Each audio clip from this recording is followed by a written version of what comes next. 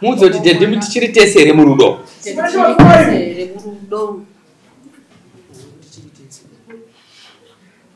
Taura zvikonzero.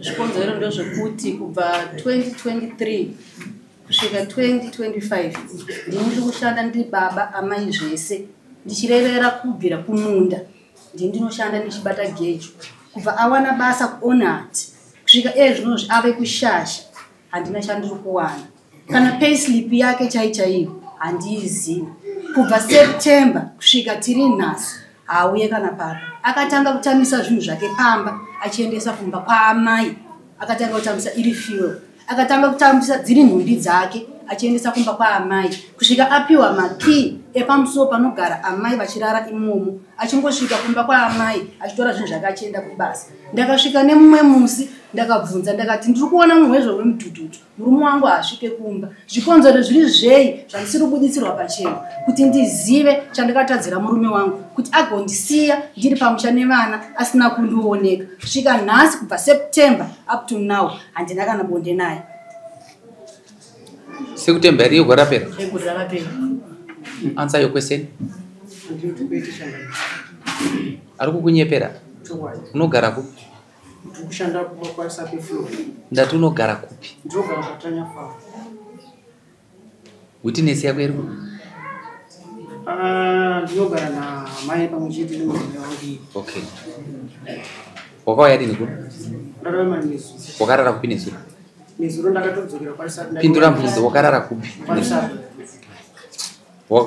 Wakadzokera kwaRusapi? Ndobva wamukira kubva kwaRusapi kuya kuno. Kocha wakadzokera chii? Uku kunoitwa seiko? Kunobikwa sadza? Ndikutsanangudzira changamire pamusoro. Nhau yakaitika ndeyekuti ndakauya ndiri muchima dzebasa. Saka ndinofamba nemotokari dzinenge dzakadoroda pamberi yevanhu ifocha. Kuti kunodokwadzine nokufura dokwadzine inini ndini ndinoita. Kampani ndiri kubvunza kuti paakapiwa nako naMwari kunoshanda kunoda chii? Kunoda chiiko? Kunoda ini. Uri kumupa here zvinhu zvake? Ungu ndino. Ukamupesera kumupa ripi? Pane 3 weeks kumashure. Anorwara here? Ane imwe nguva here yakamboenda kwaStable koshandiwa? Amen.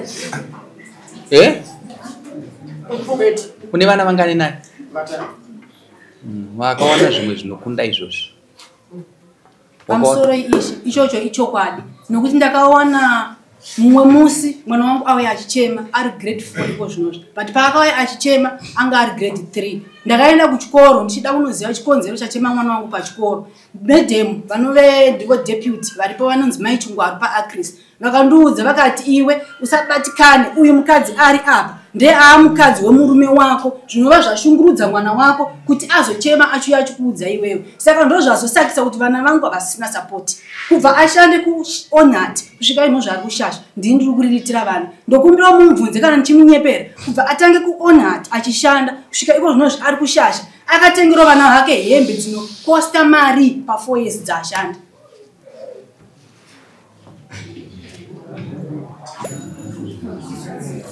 Ruzvinzwa? Pindura. Amai vako vari ku? Vako iwewe? Vari kuKatanya. Unowanzovaona rini narini? Kazhinji kacho ndinowanzokuvaona kana mwedzi wapera. Uchivaenda nogrosari? Kazhinji kacho. Unoenda nei kuzovapa? Kazhinji kacho ndinowanzotenga ngrosari saka kana ndisina ndakundika ndotumira iri mari. Noisira mari paivocation. Taura.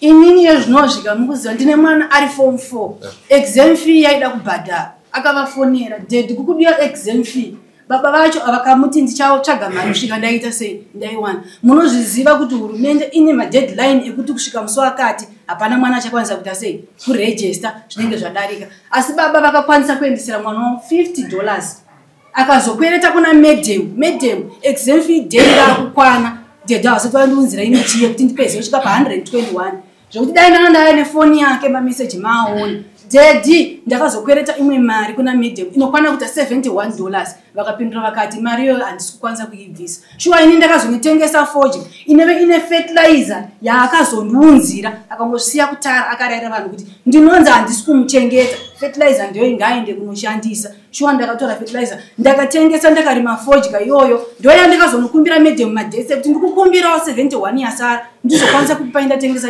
forge ndatengesa forge shuwa Medium vamwe ndakanova ndimepe muenglish pamutumba secondary ndakazomadzosera mari ndikati ndinotenda nekunzwisisa kwenyu mwana wangu akabva azokwanisa kuve anopinda pakuregister form 4 yakuda kunyora iko zvinozvi ndine mwana wandasvika pakubvisa pachikoro chinonzi Acris pamusana pemudzimai wake vana vake vari kuthreatena mwana wangu akusvika pakudzidzira standard yake kana ndakane report yake munobatikana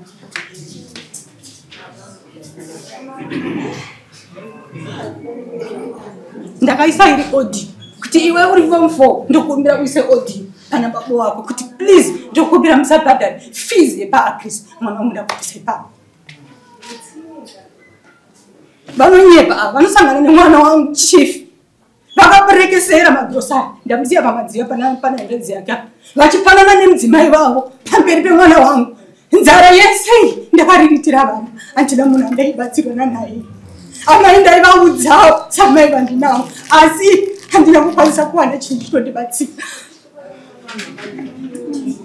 mume wangu anoshanda 4 years ari kubasa paAcris ndo paanogara izvozvo kana mumubvunze paakagara ndiri kuziva kuti ari kugara kupi here handizivi akasvika kunditorera foni yangu musi wa4 October ariye munhu akatanga kusvika paground achinge aronda tsoka dzevanhu vaidarikawo vachibvunza kwekuenda foni yangu akaitora neuchenjeri svika up to now foni yangu haana kundidzosera yandakatenga mushure mekunge andibatanidza naamai kuone hati tarima chikwereti tiri pamwe chete takapedza chikwereti ndakati zviri nandi nditsvagewo foni ndakarwara ndiine vana ndinowana chekufonera hama dzangu kana ivo amai vari kuseri ndinovafoni akaitora neuchenjeri akaramba akati enda kwaunoda kunoripota kuti ndini ndatora foni yako ini ndisirini ndinodaro chete company yako ichi anoishandisa unosenzera company Shasha tsvaga phone number dzadirect of Shasha iwe mondipa musi weThursday musi weWednesday kuMonday ndabuda muparliament mondipa nditaura naye ndakatomboda kuita zvemaintenance ndakanzwisisa amai vanditi chimbomira Shasha mina atoni Shasha ndei opposite ndiri padhuze ndiTSF handiti ndizvozvo okay I will go there no nhasi handina comment kana chokutaura ndangonzwa asi handina kunzwa zvauri kuita uri kugadzira upenyu hwako zvakanaka sokufunga kwako girlfriend inofuna kudarika mukadzi wopamba girlfriend kana kukuwachisa inokuwacha kukugezesa supu kana kuenda kutoilet inokupukuta nematishu but gadzira upenyu hwamangwana gadzira upenyu hwangu inini ndiri kutaura vana pandidi nevana vangu inini ndiri kutaura vana pandidi nevana vangu zvakaoma zvakadii unzwa ndikutaurira kana ndisvika pamba pangu kungosvika chete ndiri kusvika pamba vana vangu vanouya vachimhanya kudarika havada amai vavo kudarika inini nokuda kwandiita vana vangu chikonzero ndopandinotarira yangu yamangwana but uri kugadzira dambudziko risingai zviri kutaura mwana wayo haasi kupenga asi iwo wanakidzwa nonyika nokuti usati waona kuti nyika funai pamusoro ishi musi weThursday apiwa samoni rake nokuti pesaba last time ndakauya futi iye akasaya kunoatenda dare this time ndauya ndakanga ndaenda kuna vabereki vangu musi weMonday akandifonera neusiku ndiri kuda kuziva kuti foni yauri kushandisa yakawanika kupi ndakati please zvokutaura nemi handisi kuda kutaura nemi zvakawanda zvakandinoda kuziva kuti foni iyo yakawanika kupi nokuti iwo ukanditi ndini ndakaba foni yako ndakati inini foni ndakashanda ndakatenga foni zvokutaura nemi pana handisi kuda vakazoya musi weThursday kuma11 vaonana namunyori vakasvika vakandiudza kuti magarika ndakakakira kapofu ngoma nhasi uno kawana rugare kakuziva kuti nini kawana mari muhomwe yekuti kawane kufamba kuenda kwanoda kuenda zvino chinobhuruka chinomara handina zvakawanda zvandikataura ndakati dai fertilizer yaukauya nayo ndakaitora ndakangoigadzikapo ndisina kuiriritira kumunda kuti inoda kushandirwa fodya inoda kutemwa huni ndinotema nemaoko angu aya gejo rinoda kubatwa ndinobata nemaoko angu aya chero makabvunza dunhu randinogara vanogona kundipupurira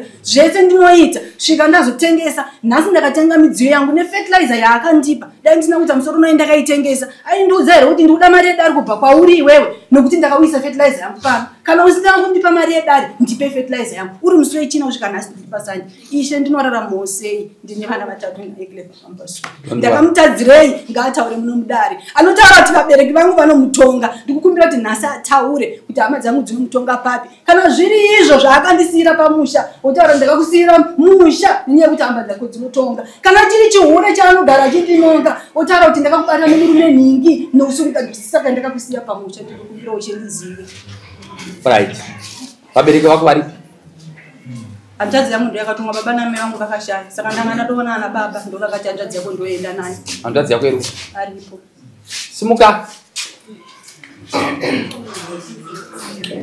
ndoda kutaura ndichiti uri kwakare kwasida kutaura zvakawanda zvataura mwana wako ndazvinzwa asi handina kuzvinzwa nhasi handina chokutaura touya unoya musi wa1 wazvinzwa nohanzvadzi yako nomukuwasha wako wazvinzwa panguva ino inonogara wakanyarara chengeta vana upenyu wako uri kuna Mwari nyaya iripo ishe ndekuti ndakuchitokumbira kugarisika ndiri pamba pacho ndinoda kudzingwa nokuti akambonudza kuti ndoda kuya unogara nemunhu wangu pamba ipapo handina pemiti iri msitamake aiwa iyoyo pemiti iripo here iripo asi pamusha haisisipo akaibvisa ndati pemiti iripo here right uri kurimira uri kupi ndiri kumatepatepa pakati panyafamu right ndichataura nemukuru welenzi webhindura nditi nechongwana bhindura usacheme mwanangu wasvika kukupedzesera ndinoita zvese